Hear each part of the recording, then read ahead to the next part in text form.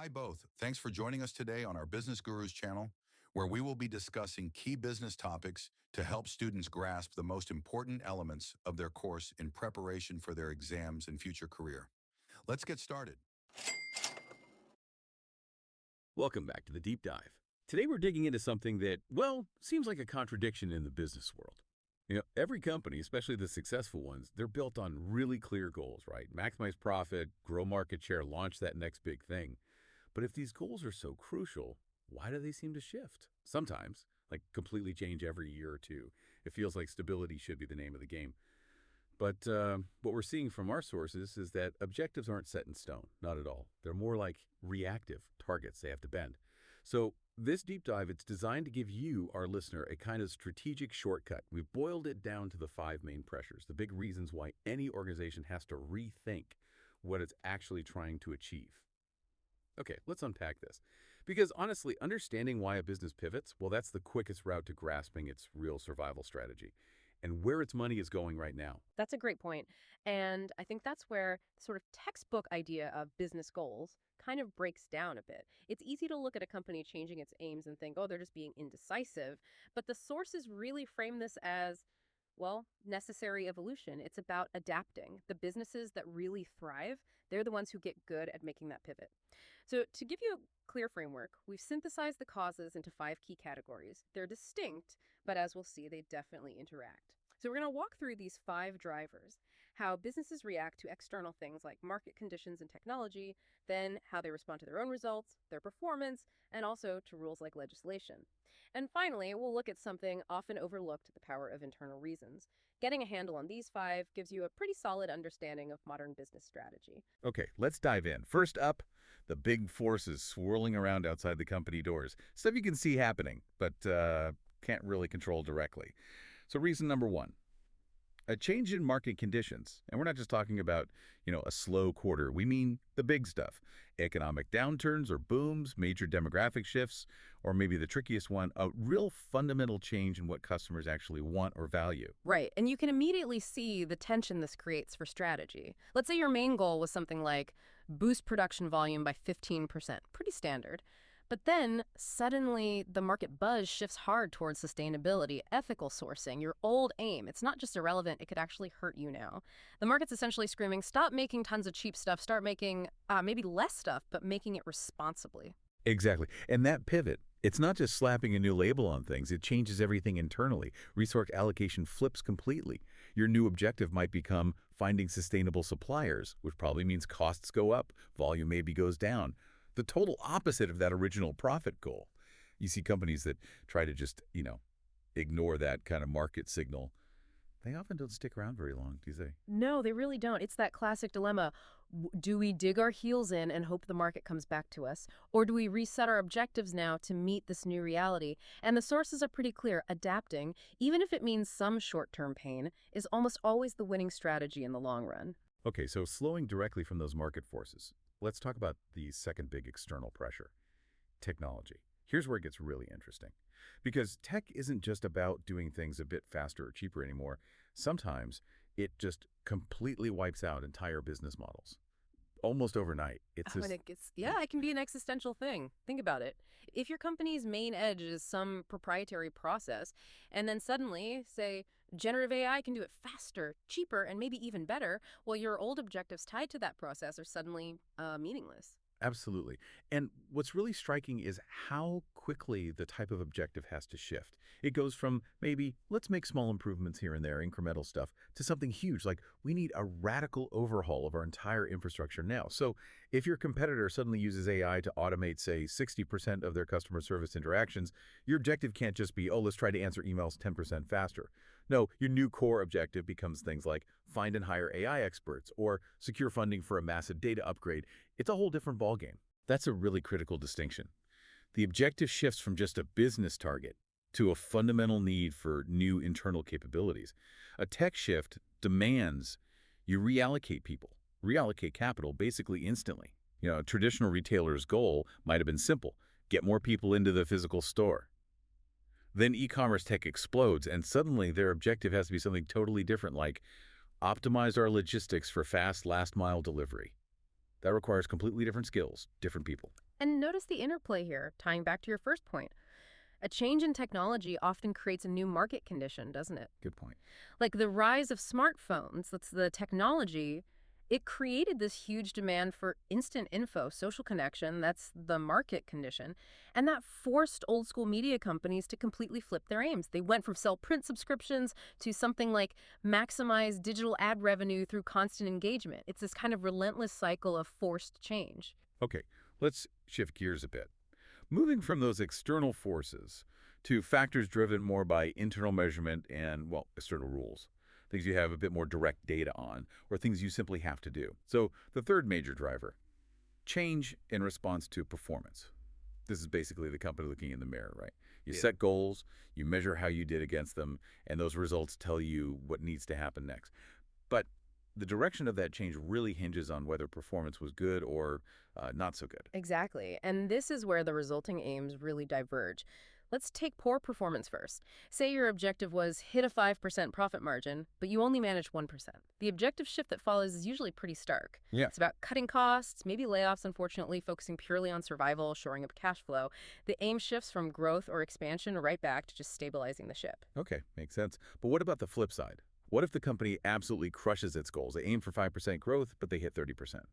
Well, then the objectives still change dramatically, but it's a totally different vibe. That original 5% goal suddenly looks way too cautious, maybe even unambitious. So the new set of objectives will pivot towards scaling that success. Maybe that means diversifying the product line, taking a risk on entering new international markets, or even looking at acquiring other companies. If you just nailed 30% growth by perfecting one thing, your new aim might be, right, let's launch 3 related things by the end of the year. The objective shifts from just executing well to strategic expansion and ambition. It's fascinating, isn't it? How strong performance basically makes yesterday's target obsolete. A great result seems like success, but strategically it means you have to move the goalposts. You can't just sit still. Precisely. Good performance forces that tough question. Are our current aims actually ambitious enough, or are we playing it too safe now? It validates the strategy, sure, but it often demands a pivot to something bolder, maybe riskier, to really capitalize on that momentum. Okay, now for the one you really can't argue with. The fourth reason, change in response to legislation. These are the rules handed down from outside, often totally separate from market demand or profitability. Yeah. We're talking new laws on data privacy, mandatory environmental standards, changes in tax codes, the stuff that's just non-negotiable. Yeah, unlike market shifts or new tech, where you have some choice in how you respond, legislation is usually an absolute constraint. The minute a major new regulation comes into force, compliance becomes a mandatory objective, Right. period. And it often jumps right to the top of the priority list, potentially pushing aside financial goals you had before. Yeah, think about something like GDPR rolling out in Europe. Before that, a company's objective might have been, let's say, gather as much customer data as possible for targeted ads. Pretty common. Then GDPR hits. Instantly, the objective has to shift to something like invest millions in secure data infrastructure and implement mandatory user consent systems. That's a huge forced pivot, demanding serious resources. And those resources aren't free, right? The money and time spent on meeting that legislative objective has to come from somewhere. It might mean pulling back on R&D or marketing or those expansion plans we just talked about. If the government says your entire supply chain now needs to be traceable for ethical reasons, your old objective of, say, cut supply chain costs by 15% might just go out the window. The sources actually highlight how much energy businesses spend not just on complying, but on trying to influence legislation before it passes. That really shows how much power these legal frameworks have to shift priorities. It really is the ultimate reality check, isn't it? You could have the most ambitious growth plans, but if a new law requires you to install expensive safety gear first, well, your immediate aim becomes grounded in just meeting that requirement. Okay, finally, let's tackle the fifth category. This one feels a bit more personal. It's about the internal dynamics. So what does this all mean when the push for change isn't coming from customers or competitors or the government? The fifth category we identified is change in response to internal reasons. These are shifts that bubble up from inside the organization itself, often driven by people. We're talking about things like a major change in leadership, a new CEO, for example, or maybe deep shifts in the company culture, or even just the conscious internal decision to refocus resources on, say, employee well-being instead of just short-term profits. Right, and this often surfaces during those big life cycle moments for a company. A founder retires, a new CEO comes in. That new leader almost inevitably brings a different vision, a different philosophy.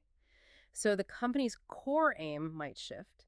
Maybe the old CEO is all about efficiency and scaling operations. The new one might prioritize innovation and developing internal talent. See? The objective changes focus maybe from a hard metric like cost to something softer, like company culture or capabilities. And it highlights something important, I think. Internal reasons allow a company to choose its own path, sometimes independent of direct external pressure. For instance, the sources point to this trend where companies are deliberately shifting their aims away from purely maximizing shareholder value towards things like employee satisfaction or hitting ESG targets. And they're not always doing it because the law forces them to, but because they genuinely believe it's the best way to attract and keep, say, millennial and Gen Z talent in the long run. It's a strategic choice based on internal values. That's a really profound shift in what's considered the top priority. If a company decides, okay, our number one aim now is to be recognized as a best place to work, think about the ripple effects. Suddenly, HR objectives around pay, benefits, training, they get bumped up the list, maybe even prioritized over the R&D budget for the next quarter. It shows that the ultimate goal isn't always just about the bottom line. Sometimes it's about building a healthier, more resilient organization from the inside out. So if we tie this all together for you, the listener, we've walked through these 5 core reasons aims change: market conditions, technology performance, legislation, and these internal reasons. But what's really crucial to grasp, I think, is that these rarely happen in isolation. Think about a real world scenario. Maybe a sharp economic downturn hits. That's a market condition. That downturn then reveals the company was actually spending way too much. That's poor performance, which then prompts the board to bring in a new CEO known for cost cutting. That's an internal reason, a leadership change. See how that chain reaction, it can lead to a complete overhaul of the company's objectives. These factors constantly overlap and interact, often forcing one big strategic pivot. Absolutely. The sources make it really clear. Aims change because businesses grow, they face new challenges, the world around them shifts. So, if a business has to constantly adapt its goals in response to these 5 powerful forces from the market all the way to its own internal culture, maybe the real definition of a successful business aim isn't about hitting some fixed target on the wall. Maybe it's actually about mastering the ability to change the target itself. Fluidity over rigidity.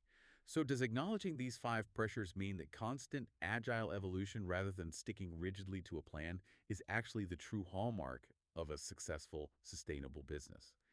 That's definitely something to chew on as you watch the next big strategic shift unfold in whatever industry you follow.